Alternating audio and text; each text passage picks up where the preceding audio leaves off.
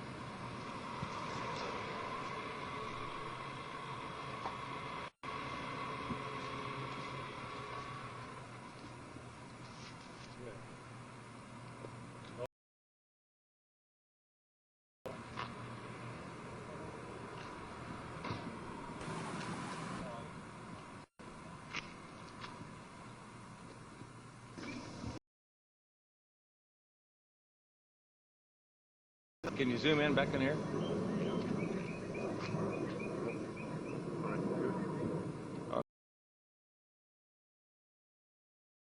The hydrogen computer system, which was designed in order to be able to process the fuel, to produce the hydrogen gas from water and do it economically and be able to control its firing, go in the engine to allow the Volkswagen engine to run off of hydrogen. There's a lot engineering design that went into this, even though that this is our systems engineering approach. The hydrogen computer system you see here will be miniaturized down to several IC chips, which will allow us to give the economics to apply to a conventional car. Over here, there's very unique design features that had to be developed in order to develop the water fuel cell as a retrofit energy systems to conventional cars.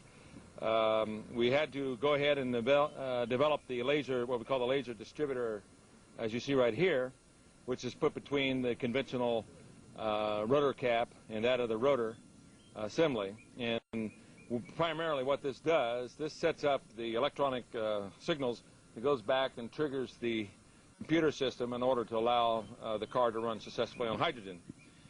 In order to run this engine off of water, we've also had to learn the ability to adjust the burn rate of hydrogen to co-equal the fossil fuels.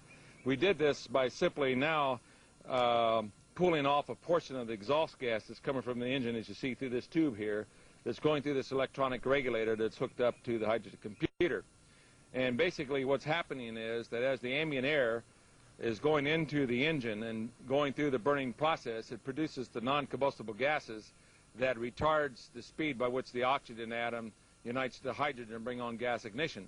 So by simply using the non-combustible gases coming from the exhaust of the engine, we now modulate and control the speed by which that oxygen unites with the hydrogen, and therefore we are adjusting the burn rate of hydrogen to co-equal that of gasoline or fossil fuels or even diesel fuel.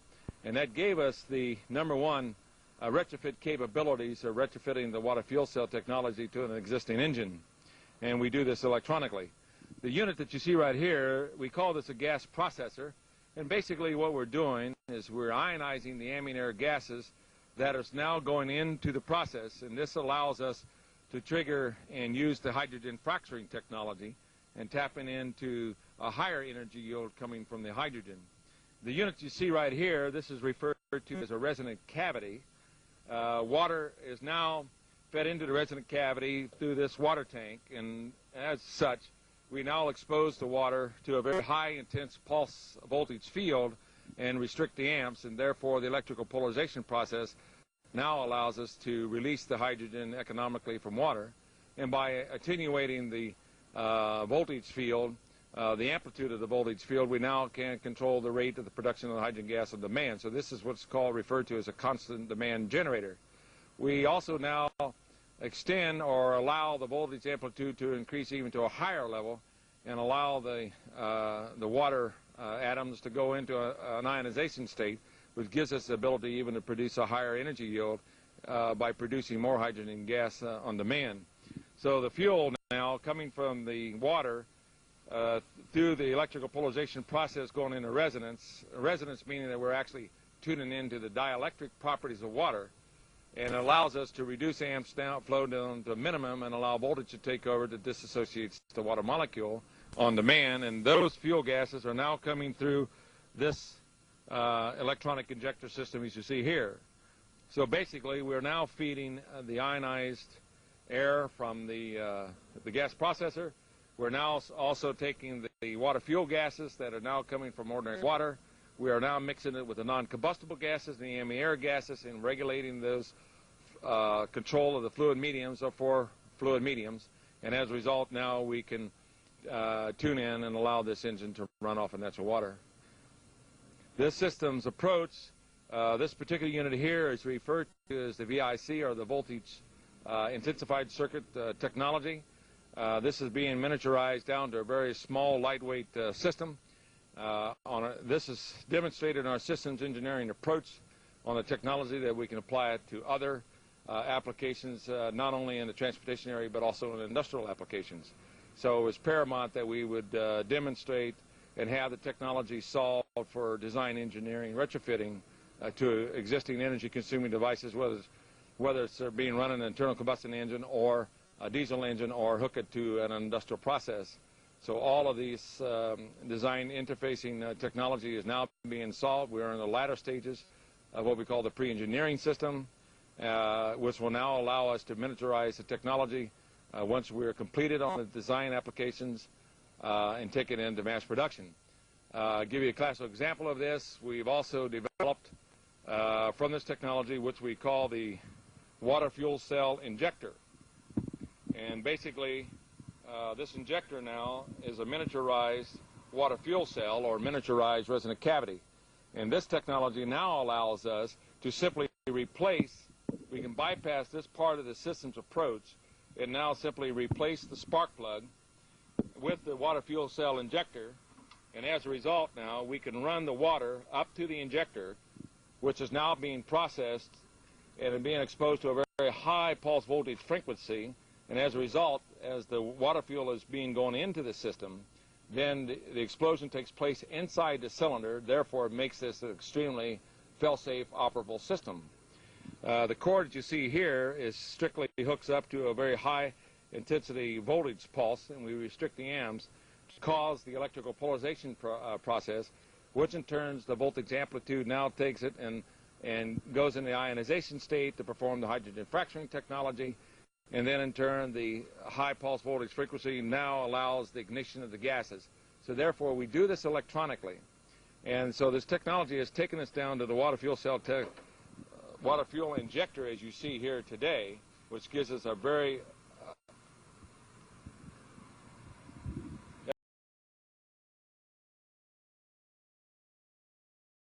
on natural water. So basically what we do is we feed ordinary natural water in here, non-processed natural water. We now feed the ambient air gases being ionized. It's being mixed with the water. And then we mix the non-combustible gases going in the system that regulates the control and allows us now to release the thermal explosive energy from hydrogen and do it on a controlled means.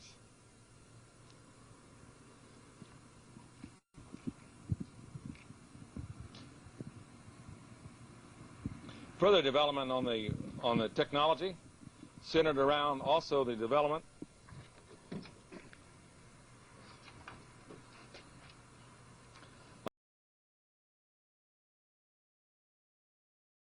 developed in order to translate from a mechanical displacement to an electronic displacement in order to allow the hydrogen computer system to produce the gas on demand based on acceleration control.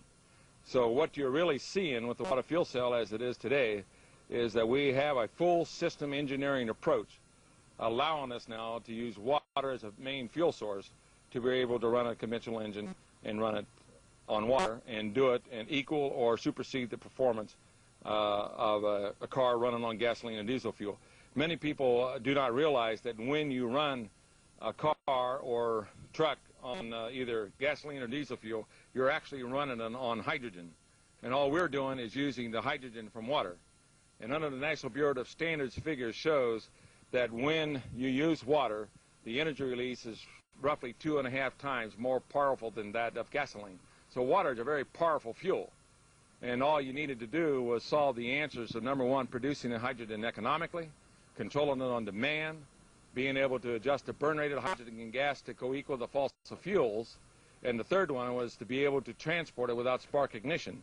And we've solved all of these problems on the design engineering, and of course the water fuel injector, as I've shown you, now gives us the abilities to transport the water directly to the fuel injector, which is now going into the voltage zones, which now is performing the electrical polarization process that goes and triggers the hydrogen fracturing technology, but it's doing it inside the engine. So we all know that natural water is very stable, and therefore it becomes a very fail-safe, operable system, as we pointed out earlier.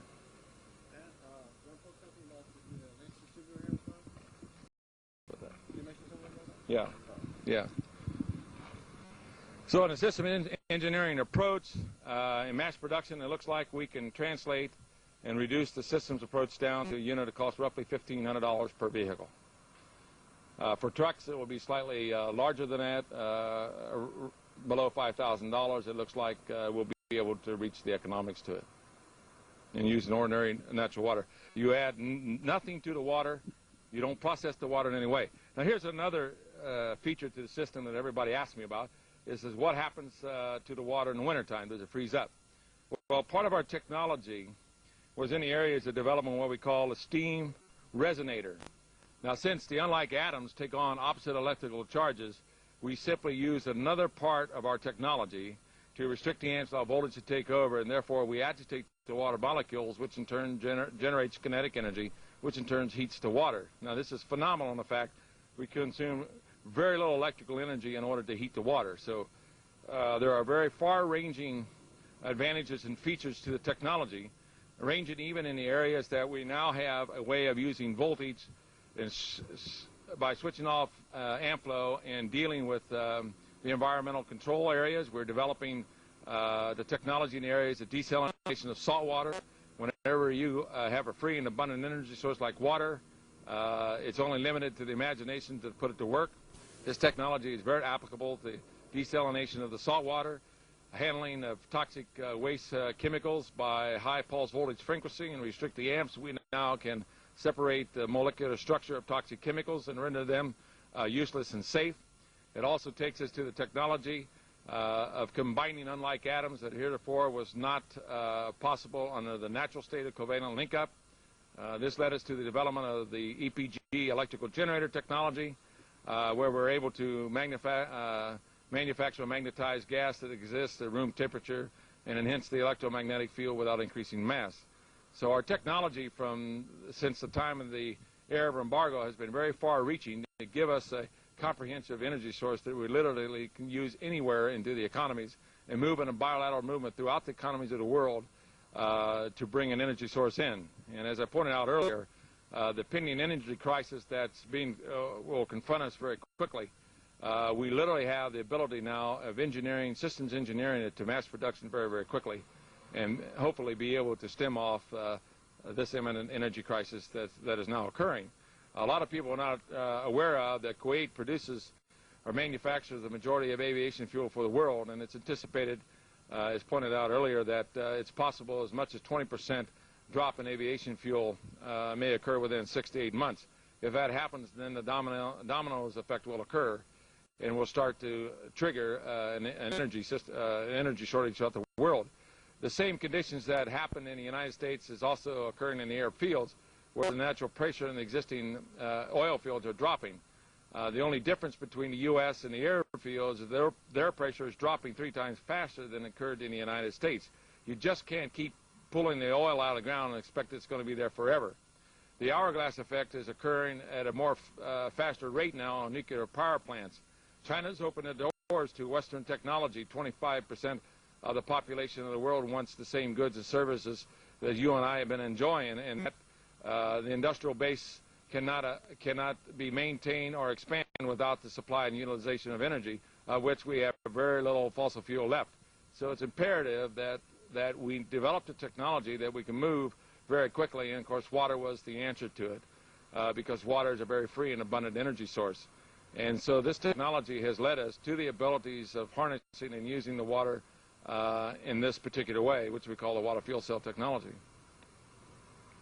Could you give an indication of the amount of energy stored in a gallon of water compared to a barrel of oil, for instance? Yes. As I pointed out earlier, when you separate the hydrogen and oxygen gases and go into the gas ignition process, its energy release is roughly 2.5 times that of gasoline.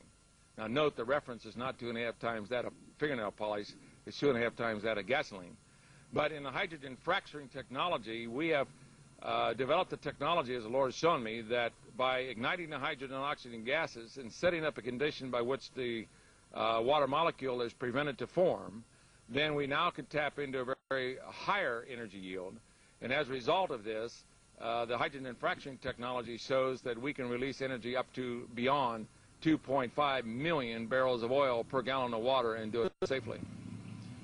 And as I had shown you earlier, we are now preparing this technology to be retrofitted directly to a jet commander, which we plan not only to fly around the world nonstop around the equator, but turn 90 degrees and go from the North and South Pole. So it's a tremendous amount of energy source. And what we've done is found a triggering process to allow us to release this tremendous amount of energy and do it safely. So it gives us the ability to not only sustain and maintain the economies of the world, but also give us the abilities to handle the environmental pollution problems at the same time. We can't keep putting CO2 in the air and expect that the energy level is going to be there even for our plants. And we all talk about the greenhouse effect, but very few people come up with a viable answer to it. And the water fuel cell technology gives us the ability to get us. Okay. Stanley, can you explain your driving force behind spending all this money and energy developing something like this? It's cost you about 10 years of your life. Can you explain why you're doing all this and what really drives you to keep... Well, I did an analysis during the Arab embargo as to what actually occurred. I didn't pay any attention to the political leaders as to why we had an energy problem. And I realized that without a new free and abundant energy source to come into the world economy very quickly, then the world economy could collapse. So as a scientist, I have a very diversified background from research development, product development, engineering, and corporate entrepreneuring. And when I realized the problem that was confronting us, I went into my office laboratory. And as a scientist, I had always believed that there was an existence of God. It was mathematically impossible that we had derived ourselves from swamp gas. If you got to have a lot of faith, you have to have a lot of faith to believe in evolution. And so I went into my office laboratory and I said, God, I love my country. It's the greatest country in the world. If you'll help me put a power supply in the country, I'll do anything that you want me to do. And subsequently, I was like Paul on the road to Damascus. I didn't know the Lord, but once he revealed himself to me, subsequently I was filled with the Holy Spirit, and I've been exercising the power and authority of the Word of God, bringing this technology in. And many people ask me about, do I fear my life? I have learned the power of angels, and I have been protected in trying to bring this technology in. The ultimate objective is not only to stabilize the economies of the world, but if we realize any funds from the technology, it will go into world evangelization. You see, as a scientist, once truth is shown to me, truth is truth. And, of course, I got what I wanted, a ticket to go into heaven. I got filled with the Holy Spirit. And so, as a scientist, truth is truth. And I have responsibility, just as I have a responsibility to the water fuel cell technology to try to bring it out into the world, I also have the responsibilities to relate the truth of the Word of God, not only to the guy, to the next door neighbor or the guy down the block, but also relate that truth or that knowledge to every person in the world if I possibly can do it. So the ultimate objective of the water fuel cell technology really is to help set the financial base of capable of evangelizing the world. Now there's a difference between spiritual knowledge and worldly knowledge. And you can't go to the world system and ask them to help evangelize the world and spread the gospel. But you can go to a world system and give them a cheap power supply that's so economically, that will save them economically, and then those funds will go into the world evangelization. So the water fuel cell technology, really, the ultimate objective is to accomplish the task of evangelizing the world by giving the financial abilities to do so. And that's my ultimate and prime objective. The water fuel cell will give us the abilities to do this. Can you explain, you mentioned one Bible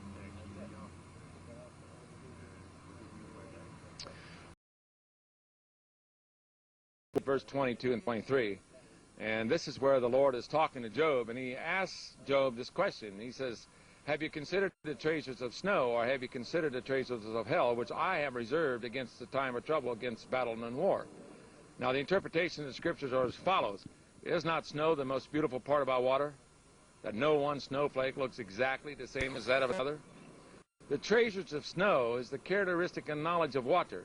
The Lord knew that, in fact, that we would have and reach a very critical point in our history, that since we went on dependency of fossil fuels, the flow of fossil fuels may be disrupted.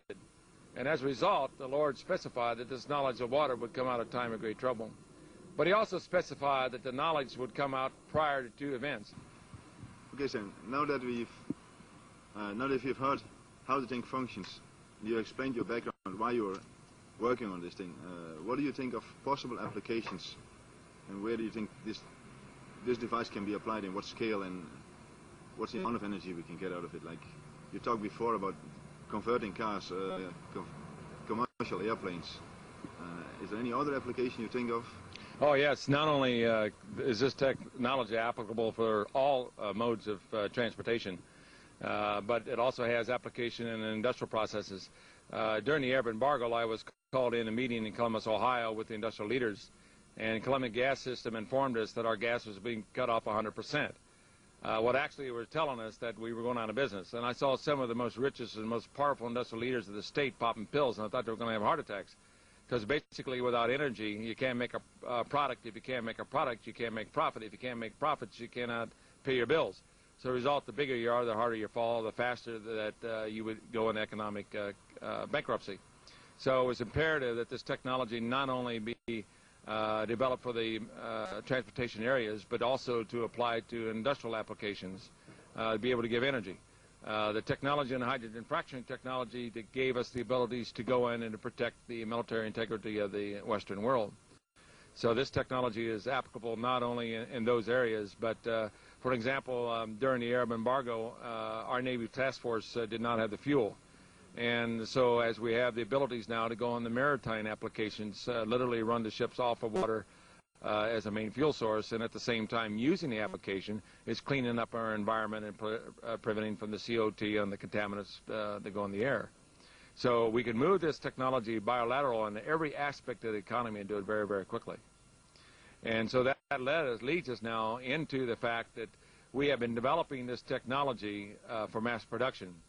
And so once we finalize debugging of the pre-engineering unit, then we're going to translate it into a very cost-effective system by taking the technology into microchip technology, and plastic mold injection technology allows us now to move this type of technology very quickly.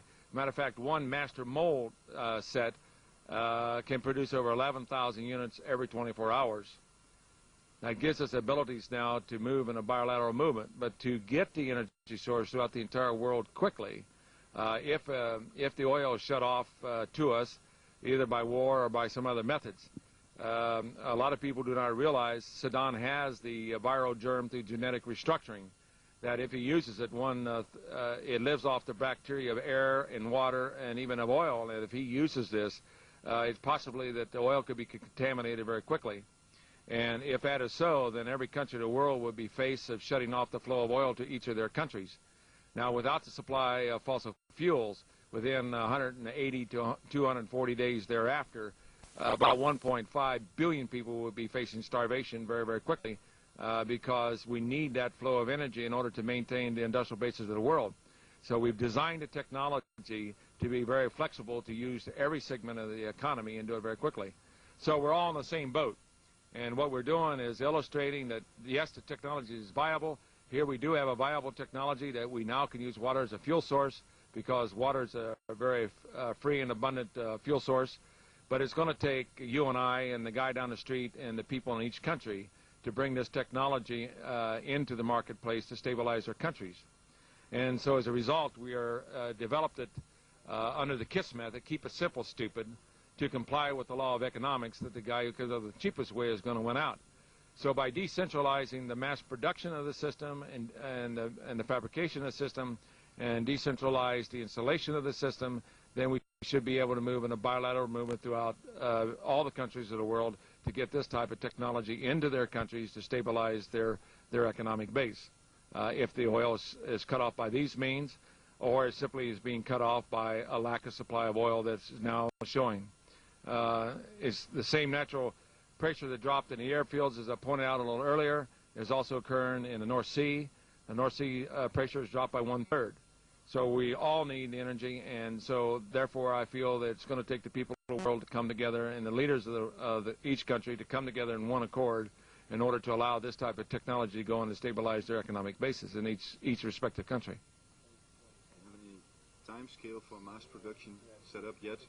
And second, do you have any organization, or are you planning an organization, international? Or? Yes, we are. I'm negotiating with many leaders of different countries of the world. But the ultimate objective is to mobilize the masses of the people in order to bring it in. This is the only way that can come in.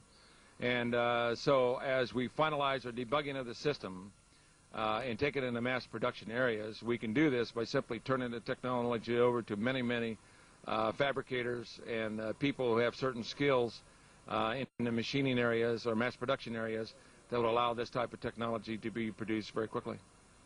Okay. Thanks very much for this interview. Oh, my pleasure. We appreciate it very much. Thank you. You're welcome.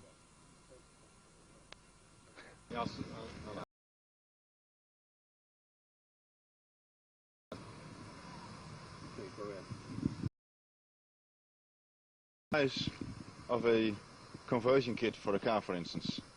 We see all this electronics sitting there, but I guess this is not going to be part of a future upgrade kit for a car, is it? No, basically what this was a pre-engineering unit in order to satisfy the U.S. Code of Operability on Section 35, Section 101, and it was developed as pre-engineering to show the operability of all the different operational parameters of water fuel cell. But in actuality, the entire technology you see here is really reduced down to the water fuel cell injectors you see right here. This is the only thing that's needed for upgrading a car, or is there anything else involved? No, the water fuel cell injector, which replaces the conventional spark plug in an internal combustion engine, this is hooked up to a water tank. Basically, if you have a plastic fuel tank in your car, you simply drain out the gasoline, flush it out, fill it up with fresh water. Then the water fuel cell injector now allows the water to be transferred. The system approach allows the water to go in to the injector, which is now being processed to release the thermal exposure energy from hydrogen. The second part that's hooked up to it is what we've referred to here again as the gas processor. That's ionizing the gas to allow it to come in. So basically in retrofit, all we're doing is simply tapping off the exhaust gases from the conventional engine. We're now using the gas processor to utilize the ambient air to ionize the gases, which is now mixing with the water, which now converts it to water fuel. We allow the water fuel to go into the injector that's now plugged into our, replaces your spark plug and allows the engine now to run off the thermal exposure engine from hydrogen. So basically, all we're doing is taking the gasoline out of the tank, fill it up with water. We now replace the spark plug with the water fuel cell injector, and we now hook a small little miniaturized computer which controls and meter mixes the gases going into the engine to allow the engine to accelerate and deaccelerate. So the installation is quite a very small, lightweight, compact electronic control system. Okay, now the distributor. Is that going to be the same? Can you use the same distributor, or do you have a modified version, or is there anything additional to it? Can you explain about that? We do modify the distributor as it's shown over here. We simply take off the conventional gas rotor cap out of a conventional engine, and we put the laser distributor in between the distributor assembly and the cap, and this now sends the signals to the computer system, which will really be a composite of several IC or integrated circuit chips that miniaturizes the hydrogen computer system. Okay. This whole hydrogen stuff, isn't it extremely explosive in the car? Is there any danger involved? What's the safety aspect of it? No, we have actually solved the problem. There's no storage of hydrogen whatsoever. The water goes into the injector, which now allows it to go into a high pulse voltage zone, which performs the electrical polarization process. So the water is only converted into thermal explosive energy as it enters the injector. So the thermal explosive energy is now occurring inside the engine. So the electronic system is designed to regulate and control the explosion of the energy, which now co-equals that of gasoline. So it's a tremendously fail-safe, operable system. Okay, so it's safe, it's a small system. Yes. What about maintenance of the car engine itself? Do I need more maintenance? Is there a difference? Is there anything, do I have to modify anything on the maintenance schedule? No, just keep the same maintenance as you have it. Since you're releasing thermal explosive energy into the engine and you're co-equaling the burn rate of gasoline, then there's very little maintenance. If there is any maintenance at all, we developed the technology years ago that we could really impregnate the cylinder walls of the engine with Teflon, and we can even impregnate treat the bearings and literally run an engine off of the Teflon and eliminate the oil. If that occurs, then you can use a product something like Slick 50 in the engine if you would need it. But the wear factor, since it's a very clean burning fuel, hydrogen is a very clean burning fuel, then the engine oil is not contaminated under the old method of running on gasoline or diesel fuel. So it's an extremely clean burning fuel. Good. Are we on? Yeah, the Low temper. Good, Stanley. What about the valves in the engine? The pistons, don't the pistons burn out because there's no lubrication of the lead or any other additives to the usual gas? No, the valves, have been designed very recently to operate off of non-leaded gasoline, and since we use the exhaust gases to cycle back in to modulate the burn rate of hydrogen gas, as we now control the burn rate to co-equal gasoline, then the engine temperature and operations are duplicating the same thing on gasoline or diesel fuel. So you don't change the engine in any way. And this allows us now to retrofit the water fuel cell technology to any existing engine. And it's very important because it now gives us the ability that we can stabilize transportation, as we talked about before, if the energy is cut off. Okay, so now the accelerator. Can I still keep the same mechanical accelerator, or do you have a new device for that as well? Yes, we developed over here as we come along.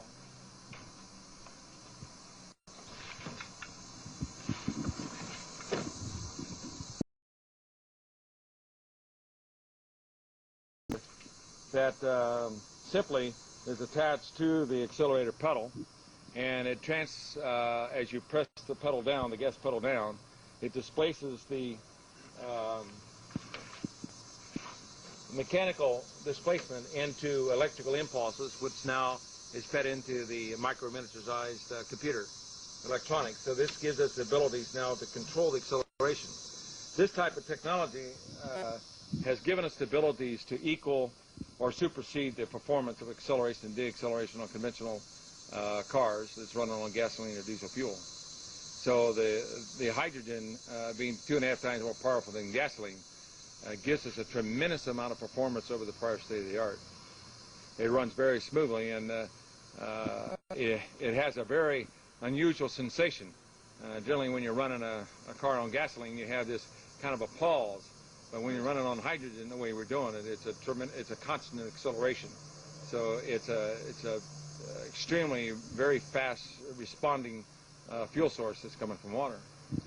So you're claiming that performance is equal or better as a normal gasoline car? Oh yes, definitely. It'll even start up quicker.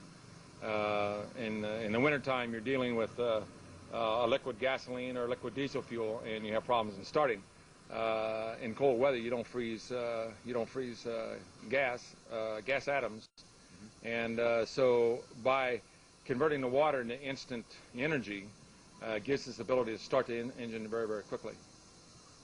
When you start an engine in the morning, for instance, how long does it take before you can drive away? Oh, it's an instantaneous startup. Immediately when the pulse voltage frequency hits the water, it converts it to the gas, which now produces a thermal explosive energy. So it's an instant type of start. Okay. The electronic circuit interfacing gives us the abilities to control and meter the amount of water that's going in on the start condition as opposed to on a run condition. So the computer automatically adjusts between the start condition and the run condition. So electronically, we have the abilities to adjust for these parameters. And the same as a conventional car, we also have the abilities to adjust for different ambient air conditions going from sea level up into the mountain ranges. So automatically, the electronic circuitry design gives us the abilities to adjust these parameters to give us a very smooth operational performance. But what about air pressure? I mean, when you go up high in the mountains, you don't use ambient air, so it has no influence on the performance of the car. No, if you come over here,